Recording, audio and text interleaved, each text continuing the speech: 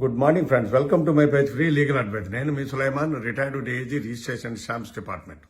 మీరు ఎప్పుడైనా sub registrar ఆఫీస్కి వెళ్ళి 50 లక్షలకు మించిన మీ అపార్ట్మెంట్లు కానీ నాన్ అగ్రికల్చర్ ప్రాపర్టీ కానీ రిజిస్టర్ చేసేటప్పుడు 1% టీడీఎస్ రూపంలో ఇన్కమ్ ట్యాక్స్ డిపార్ట్మెంట్ వారికి కట్టవలసిన డబ్బును కట్టే కానీ రిజిస్టర్ చేయనని సబ్ రిజిస్ట్రార్ చెప్పాడా?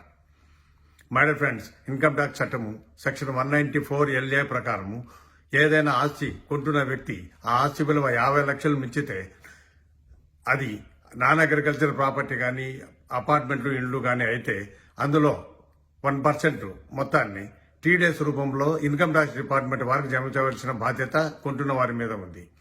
ఒకవేళ అది అమ్ముతున్న వ్యక్తి ఎన్ఆర్ఐ అయితే పూర్తి కన్సిడరేషన్లో 20% మినహాయించుకొని ఇన్కమ్ ట్యాక్స్ డిపార్ట్మెంట్ వారికి జమ చేయాల్సిన బాధ్యత కొంటున్న వారి మీద ఉంది.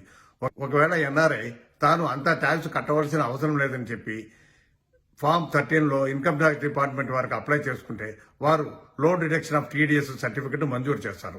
అప్పుడు ఆ సర్టిఫికెట్లో ఎంత డిడక్ట్ చేయమని ఉందో అంత మాత్రం మినహాయించి ఇన్కమ్ ట్యాక్స్ డిపార్ట్మెంట్ వారికి కొంటున్న వ్యక్తి జమ చేస్తే సరిపోతుంది. అప్పుడు మీ దస్తావేజులు రిజిస్టర్ చేయబడతాయి. ఇది దృష్టిలో ఉంచుకొని మీ వ్యవహారాలను చక్కపరచుకోవాల్సిందిగా కోరుకుంటున్నాను. Thank you friends.